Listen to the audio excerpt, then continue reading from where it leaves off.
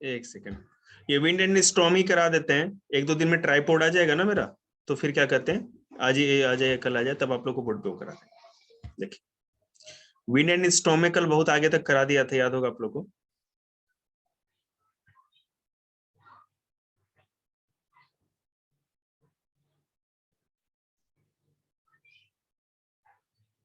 अब how wind is produced, मैंने hot air balloon तक कल कराया था, याद होगा आपको। देखेंगे कि जो एयर है वो प्रोड्यूस कैसे होता है। बेटे तुम सबसे लास्ट में आराम से वहां बैठ सामने, ठीक है। एयर जो है वो प्रोड्यूस होता कैसे, आखिर कैसे एयर कहां से आती है, कैसे बनती है।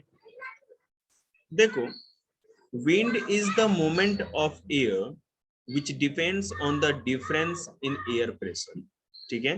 विंड जो है is the movement of air, wind क्या है, एयर का मूवमेंट है, जो एयर मूव करती है उसको विंड कहते हैं। तो विंड और एयर में अंतर है, एयर वो मूव नहीं भी करे तो एयर है, लेकिन विंड वही होगी, वैसी एयर को आप विंड कहोगे जो मूव करती है, ठीक है। और ये प्रेशर के ऊपर डिपेंड करता है, एयर के प्रेशर में जो डिफरेंस होता है उसी तरह से उसी के बेसिस पे आप क्या कर सकते हो, विंड का मूवमेंट हो सकता है।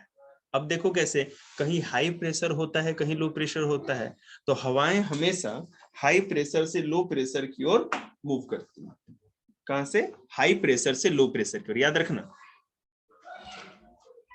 इन the two region, air moves from the region of high air pressure to region of low pressure, दे रखा है ना।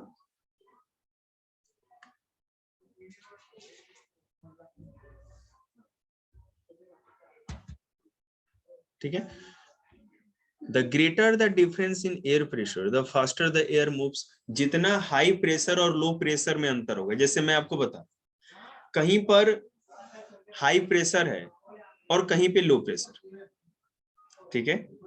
कहीं पे हाई प्रेशर जो है बहुत ज्यादा हाई है और कहीं पे बहुत कम है, तो हाई और लो प्रेशर के बीच में जितना ज्यादा अंतर होगा, मैं आपको एक एग्जांपल के लिए बोल रहा हूं, ऐसा होता नहीं है।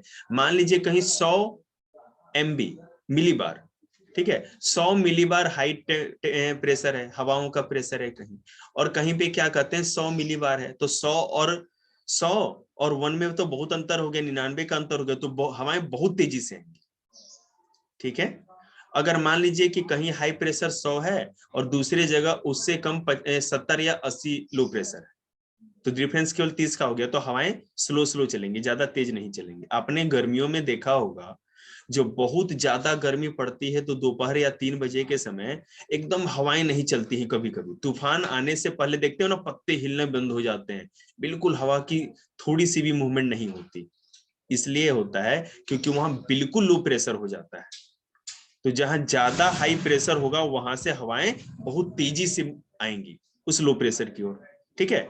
तो हाई प्रेशर और लो प्रेशर के बीच में जितना ज्यादा अंतर होगा, टेम्परेचर उतना, सॉरी, विंड की मूवमेंट या स्पीड उतनी ही ज्यादा तेज होगी। क्लियर है, समझ में आया अमन आपको?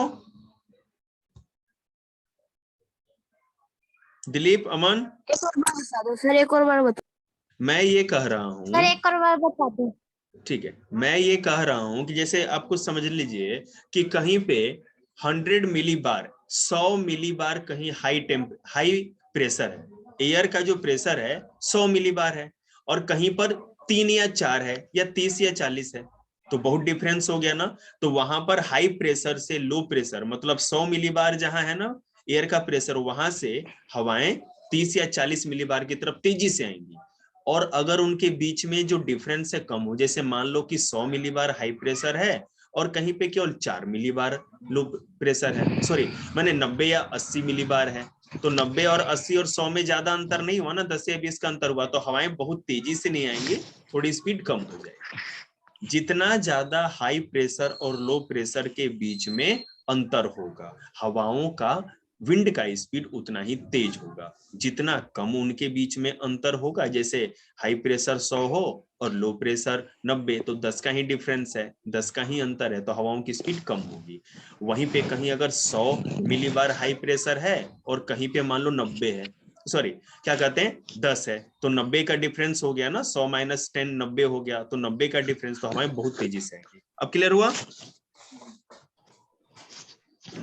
Yes sir.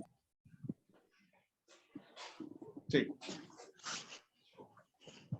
आगे देखिए।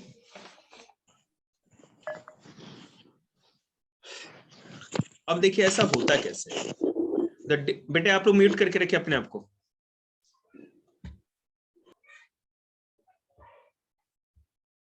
The difference in air pressure in different region of the earth which causes wind to blow are created in nature due to uneven heating on the earth in this region।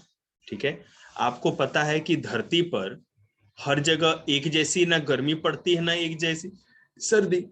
आप जैसे जैसे equator से ऊपर बढ़ते जाएंगे, यहाँ शायद मैं अगर दिया हो तो मैं बताऊं, हाँ देखो बेटा यहाँ,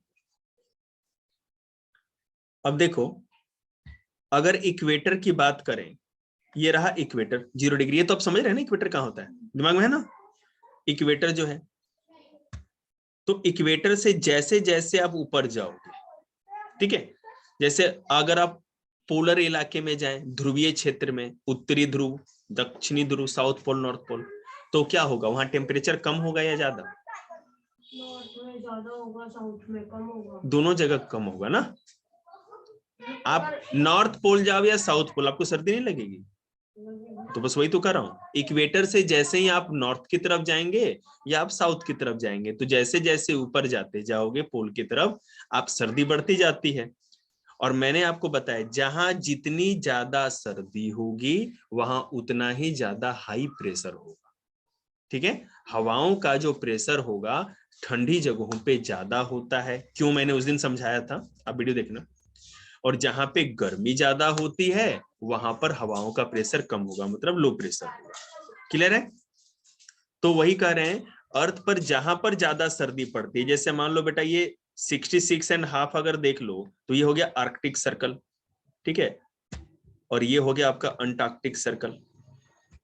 तो इसके नीचे और इसके ऊपर यहाँ बहुत ज्यादा सर्दी पड़ती है, तो हाई प्रेशर रहेगा हमेशा, ठीक है, और इसके नीचे वाले इलाके जो हैं वहां हमेशा लो प्रेशर रहेगा क्योंकि गर्मी ज्यादा होती है। समझ में आई बात आप लोगों को? चलिए, तो इस तरह कह सकते हैं, wind is produced due to uneven heating on the earth by the sun. बिल्कुल, सन के द्वारा अर्थ पर अलग अलग जगह अलग तरह से गर्माहट या सर्दी होती है। ये तो क्लियर है ना?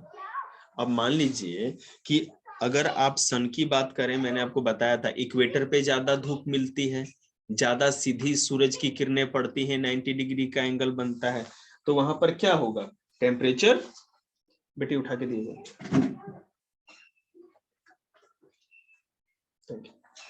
तो जहां इक्वेटर है वहां पर टेम्परेचर ज्यादा होगा, तो वहां लो प्रेशर होगा। और जैसे जैसे हम लोग क्या करते हैं, इधर पोल की तरफ बढ़ते जाएंगे, तो वहां पर टेम्परेचर कम होता है, मतलब ठंडी ज्यादा पड़ती है, तो हाई प्रेशर बना रहेगा। सिंपल सी बात है।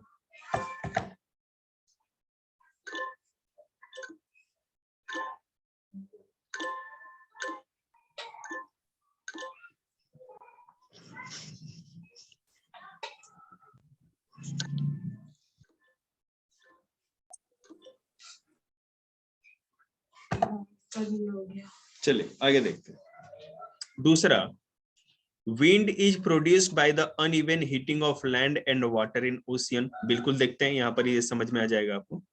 यहाँ पे एक सी वाला बना हुआ है कि नहीं, एक सेकेंड रुक जाओ, नहीं बना हुआ, चलो ठीक है, मैं यहाँ दिखाता हूँ, भारत के मैप पे बताता हूँ आपको। मैंने ये बता रखा है कि जो सॉलिड होता है वो जल्दी गर्म होता है और जल्दी ही ठंडा हो जाता है। समुद्र के किनारे वाले इलाके जैसे है ना, ये आप देख रहे हो, गुजरात, महाराष्ट्र, गोवा, कर्नाटका, केरला, तमिलनाडु, आंध्र प्रदेश, उड़ीसा, जो समुद्र के किनारे। तो यहाँ पर क्या होता है कि ज्यादा जब सूरज की गर्मी पड़ती है, दिन की बात कर रहा हूं, तो समुद्र का पानी भी गर्म होता है और लैंड भी गर्म होता है, ठीक है। लेकिन समुद्र का पानी धीरे धीरे गर्म होता है, समझ रहे हैं बात को ना? पानी धीरे धीरे गर्म होता है, लेकिन लैंड क्या होता है, तुरंत गर्म हो जाती है। तो जहां ज्यादा गर्मी पड़ेगी, ऋतिक तुम बताना, जहां ज्यादा गर्मी पड़ेगी वहां हाई प्रेशर होगा या लो प्रेशर? Sir high. नहीं बेटे, लो। जहां ज्यादा गर्मी पड़ेगी वहां लो प्रेशर होगा। तो समुद्र के किनारे वाले इलाके में, जहां समुद्र का किनारा लगता है, जमीन जल्दी गर्म हो जाएगी। और हवाएं किस तरफ से किस तरफ मूव करती है दिलीप? हाई प्रेशर से लो प्रेशर या लो प्रेशर से हाई प्रेशर? हाई प्रेशर से लो प्रेशर। बिल्कुल। दिलीप रोटी खा रहा है बेटे? दिलीप ना बोलता। दिलीप बाथरूम गया है क्या? नो सर, टॉयलेट करने गया था। हाँ, मैंने बोला नहीं, देखो मैं पकड़ लिया ना, टॉयलेट करने गया था। टू लेट है तू तो। चलो, तो मैं ये कह रहा हूं, हवाएं हाई प्रेशर से लो प्रेशर की ओर जाती हैं, और हमें ये पता है जहां ज्यादा गर्मी पड़ेगी वहां लो प्रेशर होगा, जहां कम गर्मी पड़ेगी वहां हाई प्रेशर। तो दिन के समय में सूरज की जब धूप पड़ती है तो पानी धीरे धीरे गर्म होता है और जमीन तेजी से गर्म होती है। ये समझ में आ गया? तो ज्यादा गर्मी कहाँ है, जमीन पर या पानी पर? जमीन पर ज्यादा गर्मी है। तो हवाएं कहाँ, हवाएं किधर से चलेगी? समुद्र से जमीन की ओर चलेगी, क्योंकि समुद्र का पानी, समुद्र के ऊपर की हवा जो होगी जमीन के ऊपर की हवा की तुलना में ठंडी होगी, ठीक है। तो वहां हाई प्रेशर, दिन में समुद्र के ऊपर, ओशियन के पानी के ऊपर हाई प्रेशर होता है और जमीन पे लो प्रेशर। तो समुद्र के तरफ से जमीन की तरफ हवाएं चलती हैं, ठीक है। रात में क्या होता है, लैंड जितनी जल्दी गर्म होती है ना, तो सूरज के डूबने के बाद उतनी तेजी से ही ठंडी भी हो जाती है। तो समुद्र का पानी धीरे धीरे गर्म हो रहा था, तो ठंडा भी धीरे धीरे होता है। तो रात में ठंडा कहाँ हो गया, लैंड ज्यादा ठंडा हो जाता है, समुद्र फिर भी इसके तुलना में गर्म रहता है। तो दिन में क्या होगा, लैंड ज्यादा ठंडा है तो हाई प्रेशर लैंड पे है, दिन में लैंड से समुद्र की तरफ पानी बहेगा। जैसे यहाँ देखो, दिन में लैंड की तरफ से समुद्र की तरफ पानी जाएगा, रात में रात में, और दिन में क्या होगा, समुद्र से लैंड की तरफ आएगा। क्लियर है? इसी को हम लोग क्या कहते हैं, क्या कहते हैं, ocean wind and land wind कहते हैं। ओशियन विंड वो होती है जब दिन में हाई प्रेशर समुद्र के ऊपर होता है, ठीक है ना। सी ब्रिज और लैंड ब्रिज, या ब्रिज, या सी ब्रिज और लैंड ब्रिज। तो सी ब्रिज कब होगा, दिन के टाइम में, जब समुद्र ज्यादा ठंडा होगा जमीन से, तो समुद्र से लैंड की तरफ जाएगी। और रात में क्या होगा, लैंड ब्रिज बहेगी, जब जमीन ज्यादा ठंडा होगा, है ना, लैंड वाला, तो लैंड से समुद्र की तरफ आएगी। क्लियर हो गया, सी ब्रिज और लैंड ब्रिज? यस सर, ये आपने 4th चैप्टर में भी बताया था। हाँ।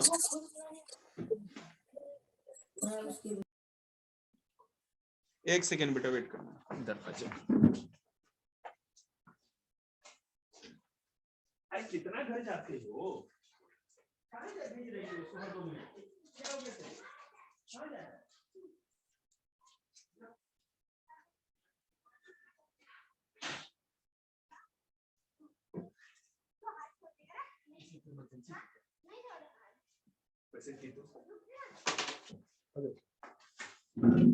तुम तो बच्चा क्या हुआ?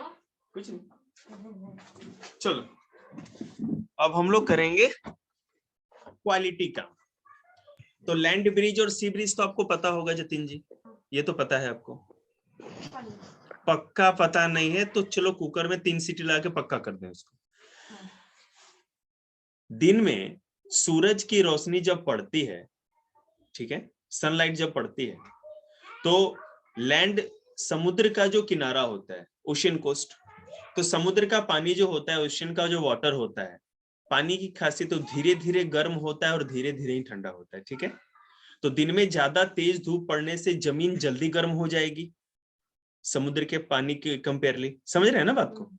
तो होगा क्या, दिन में जहां ज्यादा गर्मी पड़ती है वहां लो प्रेशर होता है, ठीक है, क्योंकि हवाएं गर्म होकर के हल्की होकर ऊपर उठ जाती है। और जहां कम गर्मी पड़ती है वहां पर क्या होगा, हाई प्रेशर होगा। तो दिन में समुद्र के ऊपर हाई प्रेशर है क्योंकि उसका पानी लैंड की तुलना में कम गर्म है, थोड़ा ठंडा है, ठीक है। तो वहां से हाई प्रेशर से लो प्रेशर की तरफ हवाएं आती हैं, तो दिन में सी ब्रिज बहती है समुद्र से लैंड की ओर। रात में क्या होगा, जैसे ही सूरज डूबेगा तो जमीन जितनी जल्दी गर्म होती उतनी जल्दी ठंडी भी हो जाएगी, तो रात में लैंड ब्रिज बहेगी, लैंड के तरफ से जो हवाएं होंगी समुद्र की तरफ बहेगी। क्लियर है, चलो आगे। High speed wind are accompanied by reduced air pressure, ठीक है।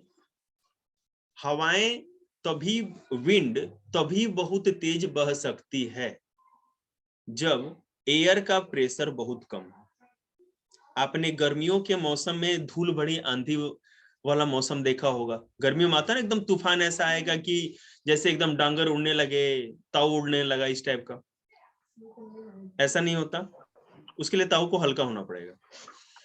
तो मेरे कहने का मतलब होता क्या है, मान लो कि जून या जुलाई का महीना हो, मई जून का महीना हो, ठीक है, अच्छा सा मौसम चलता है तभी बीच में आ जाता हाँ, है। मई जून का महीना हो, बहुत तेज धूप पड़ रही हो, लगातार बहुत दिनों से तेज धूप पड़ रही है।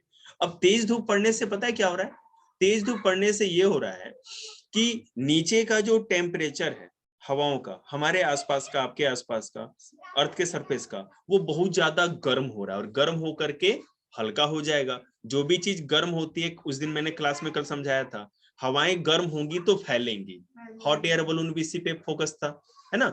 तो हवाएं जब गर्म होंगी, गर्मियों के मौसम में हमारे आसपास की हवा गर्म होकर के ऊपर उठती है, ठीक है, और आसपास से जहां भी हाई प्रेशर होगा वहां से हवाएं यहाँ आ जाती हैं।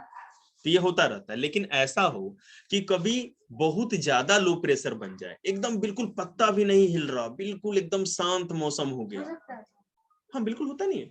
गर्मियों में ऐसा कभी न कभी, तूफान के आने से पहले शांति कहते हैं ना, ये तूफान से के आने से पहले की शांति है। तो वही होता है, जब भी तूफान आना होगा, स्टॉर्म आना होगा, उससे पहले एकदम पिन ड्रॉप साइलेंस हो जाएगा, पत्ते भी नहीं हिलेंगे। और हाँ, देखा है ना आपने।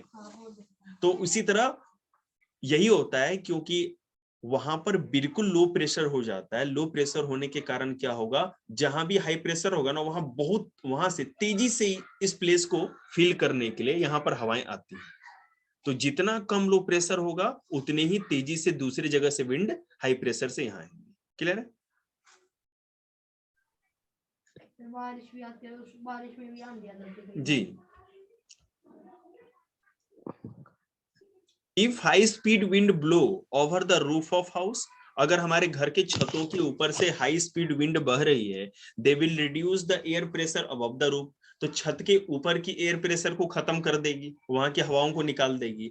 इस तरह से क्या होता है कि and if the roof of house are weak, अगर घर की छत कमजोर होगी तो आपकी घर की छत उड़ जाएगी। होती है ना ये जो शेड उखड़ जाते हैं तूफान में, आपने टीवी में देखा होगा।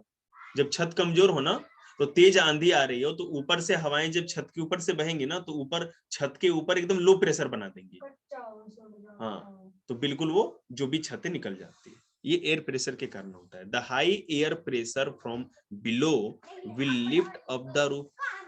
अब ऊपर छत के ऊपर तेज हवा बह रही थी, तो वहां बिल्कुल लो प्रेशर कर दिया, निकाल दिया वहां से हवाओं को, अपने साथ बहा के ले गए।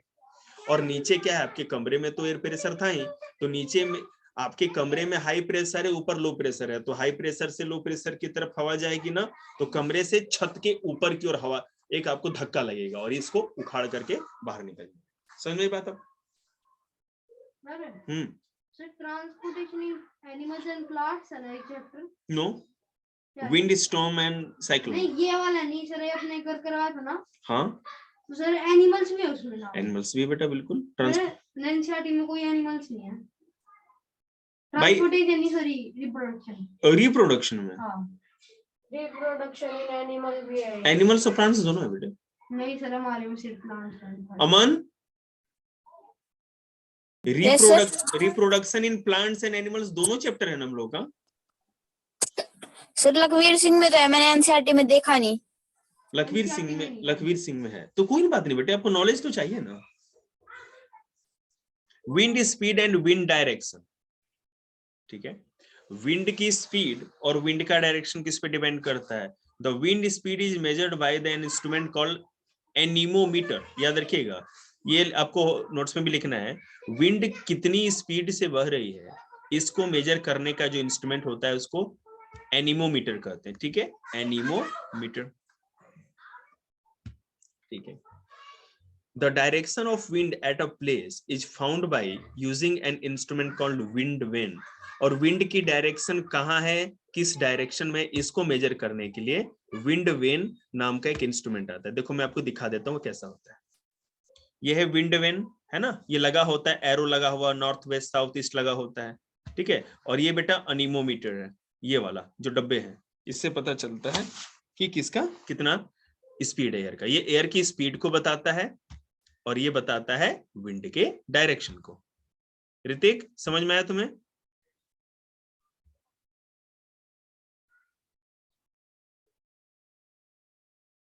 ऋतिक सो गया। High speed wind can be destructive, बिल्कुल। हवाओं की जो ज्यादा स्पीड होती है वो तो विध्वंस करती ही है, तोड़फोड़ मचाती है, आपको तो पता ही है इसके बारे में। अब देखो, wind play an important role in the formation of thunderstorm, cyclone, tornado which can cause disasters. Cyclone, देखो बेटा ये जो तूफान है ना, हम लोग जो तूफान बोलते हैं हिंदी में, इसी को कहीं कहीं साइक्लोन बोलते हैं, कहीं हरिकेन बोलते हैं, बिल्कुल, और कहीं टॉर्नेडो बोलते हैं। जापान में टॉर्नेडो, हरिकेन, और यूएसए में, बिल्कुल सही। अब पीरियड, अब स्टॉर्म की बात करते हैं। What is a storm?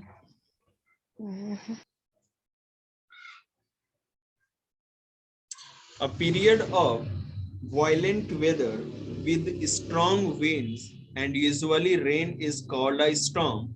A storm is the disturbed state of Earth's atmosphere which affects the surface of Earth and all objects on it. Storm is called तूफान in Hindi. देखिए,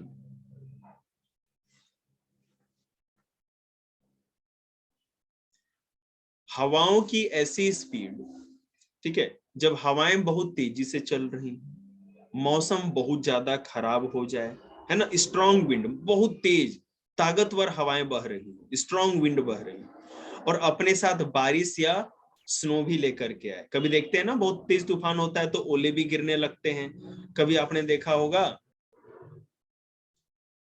ओले भी गिरने लगते हैं, उसके बाद बारिश तो होती ही है तेज हवाओं के साथ, तो इसी को हम लोग तूफान या स्टॉर्म कहते हैं, ठीक है। अब लाइटनिंग क्या ओले होता क्यों है? पड़ते हैं?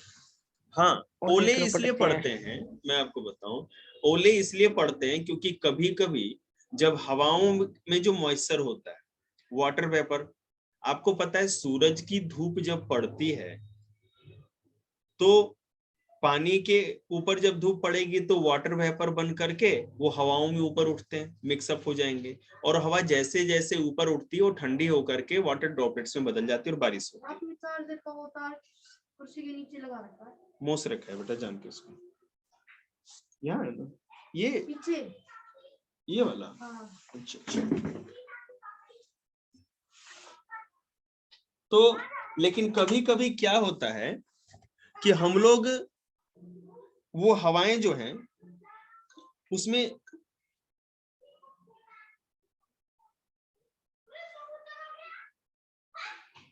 इतना ज्यादा मॉइस्चर होता है कि वो बहुत ज्यादा हाइट पे नहीं पहुंच पाती।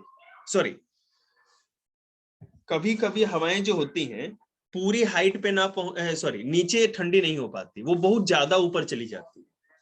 मैं आपको फिर से समझाता हूँ, हवाओं के अंदर जो मॉइस्चर होता है वो क्लाउड तभी बन सकता है जब वो एक हाइट पे पहुंचे, और वो भी बारिश तब कराएगा जब हवाएं ठंडी हो जाए। और ठंडी कब होती है? जैसे जैसे हवा ऊपर जाती है ठंडी होती है।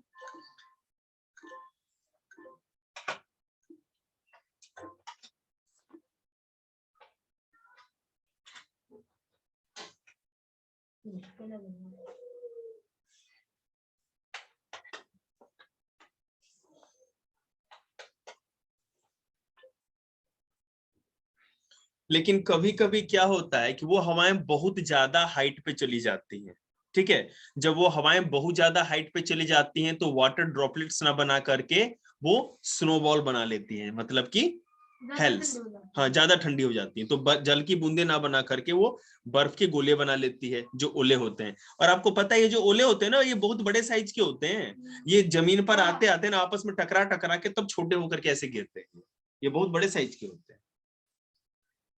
अब देखो यहाँ पे सर लाइटनिंग हवा कैसे बनती है? क्या कैसे बनती है?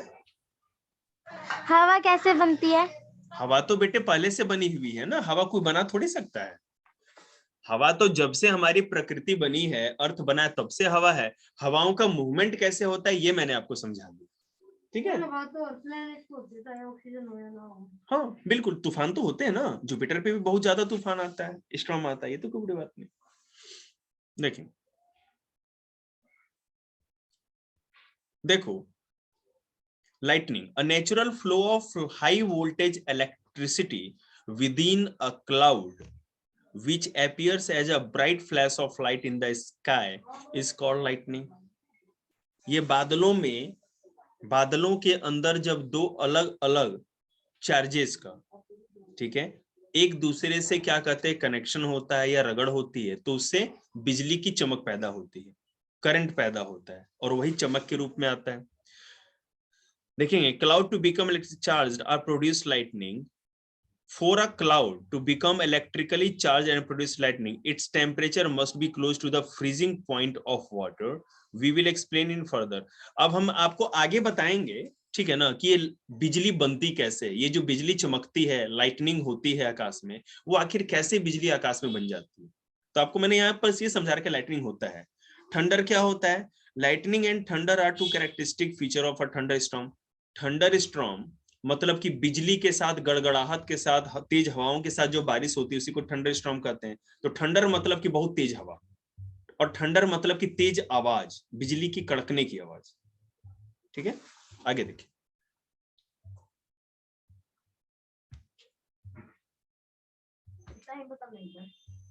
तुम्हें मजा नहीं आ रहा? तो कल भी आना। क्यों यार, इतना तो तुम लोग बाहर भी घूमते ही हो। सर दूर है। दूर है? साइकिल से आना है तुम्हें? साइकिल से लाओ। तो दादा छोड़ के जाएंगे, दादा लेके जाएंगे, क्या टेंशन? दादा दूध ना लेके आते, दादा के पैर में राख में हो रखा है। तो कोई बात नहीं, तू चल, आँख में तो नस्ल को रखती है। कोई बात नहीं, देख लीजिए जिस तेरी इच्छा बेटे। देखो, जो भी पढ़ाना होगा मैं तो बोर्ड पे पढ़ाऊंगा, आप ऑनलाइन ले चाहे ऑफलाइन। 23 तारीख से पहले तो देखो इंस्टीट्यूट में पढ़ाने का कोई मतलब नहीं, क्योंकि 23 तारीख तक तो ऐसी सरकार ने मना कर रखा है, बिल्कुल। हाँ अभी लॉकडाउन नहीं है, लेकिन 23 तारीख तक बंद कर रखा। अरे कौन जमाइया ले रहा है इतनी गंदी वाली। चलो थंडर स्टॉर्म देखते हैं। अरे अभी 9 मिनट्स है। A storm with thunder at lightning is called thunderstorm. ऐसा तूफान जो बिजली के साथ और गड़गड़ाहट के साथ जो तेज आवाज के साथ आता है, उस ऐसे तूफान को हम थंडर स्टॉर्म कहते हैं, ठीक है। The pellets of frozen rain of ice falling in showers from cloud is called hail. जो ओले गिरते हैं, आप लोगों ने पूछा था ना, ओले hello hello hello hello hello hello तो उसको कहते हैं नरक को, और हेल मतलब कि जो बर्फ के गोले हो गए। तो यहाँ पर क्या होता है, बर्फ की तरह जमा हुआ, जो बर्फ का जो जमा हुआ बर्फ जो होता है हमारा, ठीक है, वो गिरता है जमीन पर बारिश के साथ, जो ओले गिरते हैं हमारे। तो ये देखिए कैसे होता है। Thunderstorm is produced by the dark cloud which form at fairly low altitude in the atmosphere. हमारे एटमॉस्फेयर में ज्यादा हाइट पे नहीं, लो हाइट पे ही ऐसा सिचुएशन होता है। बता रहे, थंडरस्टॉर्म इज कॉल्ड गर्जन वाला तूफान। गरजने वाला तूफान होता है ना in Hindi. Thunderstorm developed in hot and humid tropical areas like India very frequently, ठीक है।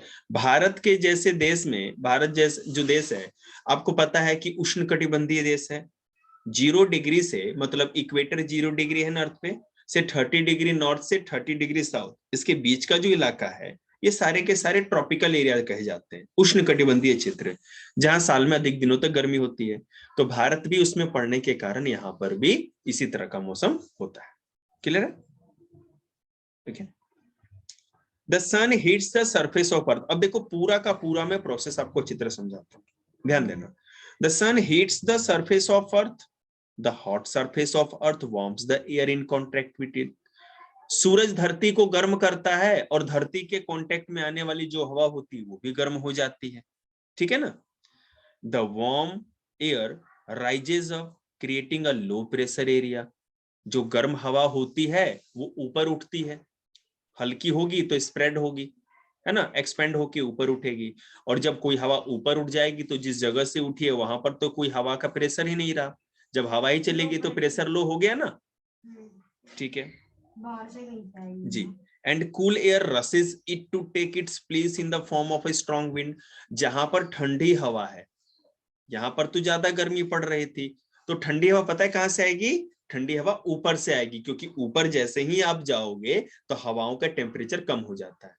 तो गर्मी के मौसम में ज्यादा तेज धूप पड़ने से ग्राउंड पर की हवा गर्म होकर ऊपर उठ जाती है, और वो यही हवा जब ऊपर उठ जाएगी तो बहुत ऊपर जाके ठंडी होगी और फिर वही लौट करके फिर नीचे ऊपर जाते नीचे आते। हाँ, ये सर्कल बन जाता है, इस तरह से एक सर्कल बनता है, और इसी सर्कल के कारण पूरा का पूरा हमारा विंड सिस्टम चलता है और हवाओं का प्रवाह बना रहता है। समझ में आया बात आपको? ओके। ऐसा तो नॉर्मल होता है, लेकिन तूफान में क्या होता है जब इतनी तेज आंधी आ जाती है, वो देखते हैं। द क्लाउड, अब देखो, and as the warm air rises, it transfers heat to the upper level of atmosphere and begin to cool. The water vapor present in the rising air cool and condense to form a cloud. जब उठती हवा ऊपर, जब हवा उठती है, अच्छे से लगाओ मास्क, जब हवा ऊपर उठती है तो वो ठंडी होती जाती है, और ठंडी हो जाएगी तो एक उसका जो मॉइस्चर बिखरा होता है, हाँ, जो हवाएं ऊपर उठती हैं वो ठंडी होती जाती है। हवाओं के अंदर मॉइस्चर तो होता है ना, उमस होती है, जो ह्यूमिडिटी होती है, वो जैसे जैसे ऊपर जाता है तो कंडेंस हो जाती है, मतलब कि एक के साथ एक बीचम बीच हो जाती है, जुड़ने लगती है। हवाओं में बिखरा हुआ मॉइस्चर, कोई बारिश नहीं होगी, लेकिन जैसे जैसे हवा ऊपर उठेगी तो ठंडी होगी। कोई चीज ठंडा होता है तो जमता है या पिघलता है? अमन, कोई चीज ठंडी होगी तो जमेगी या पिघलेगी? अमन सो गया? सर जमेगी। जमेगी ना, बिल्कुल। यस अब सर। हवाएं अगर जमेंगी तो ऊपर जाने के बाद क्या होगा, उसके अंदर का मॉइस्चर जाकर के जमने लगेगा, एक के साथ एक जुड़ने लगेगा, और वही बादल या क्लाउड बना लेता है। अब उसके बाद क्या होता है? The cloud grows upward into areas where the temperature is close to freezing point of water. ठीक है, ये जो हवाएं हैं तब तक ऊपर उठती हैं जब तक कि फ्रीजिंग पॉइंट को ना पाले, 0 डिग्री सेल्सियस को। Some of the water vapour of cloud forms tiny water droplets and some of its turns into ice particle. हवाओं का कुछ हिस्सा, हवाओं के अंदर जो मॉइस्चर होता है, वाटर वेपर जो होता है, कुछ तो वाटर ड्रॉपलेट बना लेती हैं, ठीक है, और कुछ ऐसी होती हैं जो ज्यादा हाइट पे चली जाती हैं तो जम जाती हैं, बर्फ बन जाती है, तो वही हेल बना लेती हैं, ठीक है, जो कि ओले होते हैं, बर्फ के टुकड़े। The water droplets are carried upward in the cloud but the ice particle drip downward. अब वाटर ड्रॉपलेट जो होता है वो तो हवा में रुक सकता है, लेकिन बर्फ तो भारी हो जाता है ना, हैवी होता है, बड़े बड़े बर्फ के टुकड़े हो जाते हैं, तो वो हवा में नहीं रुक सकते और इस तरह वो ओले बन के गिरने लगते हैं। The friction between fast rising water droplets in the cloud and falling ice particle produce positive electric charges on them. The water droplets getting positive electric charge and ice particle acquiring negative electric charge. बिजली कैसे बनती है? जो बर्फ, जो पानी का छोटा छोटा बूंद होगा, बारिश की छोटी छोटी बूंदें जो क्लाउड में होती है वो ऊपर होंगी, हल्की होंगी तो ऊपर होंगी, और जो बर्फ बन जाता है, आइस के टुकड़े बन जाते हैं, वो नीचे होंगे, बादल में नीचे होंगे। तो बर्फ वाले टुकड़ों में माइनस चार्ज हो जाता है जो हेल बन गए, और जो ऊपर जो बारिश की बूंदें होती हैं वाटर ड्रॉपलेट्स, उसमें पॉजिटिव चार्ज होता है प्लस का, और ये पॉजिटिव और नेगेटिव का चार्ज जो होता है जब जुड़ जाता है तभी लाइटनिंग होती है। अब देखो कैसे, when a large amount of positive electric charges build up in the cloud, a tremendous amount of electric current passes through the air.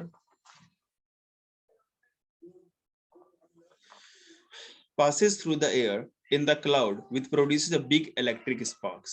जब बारिश की बूंदें ऊपर से नीचे गिरती हैं तो ऊपर वाला पॉजिटिव चार्ज प्लस वाला है, नीचे गिरेगी तो कहाँ गिरेगी, बर्फ के साथ कांटेक्ट होगा।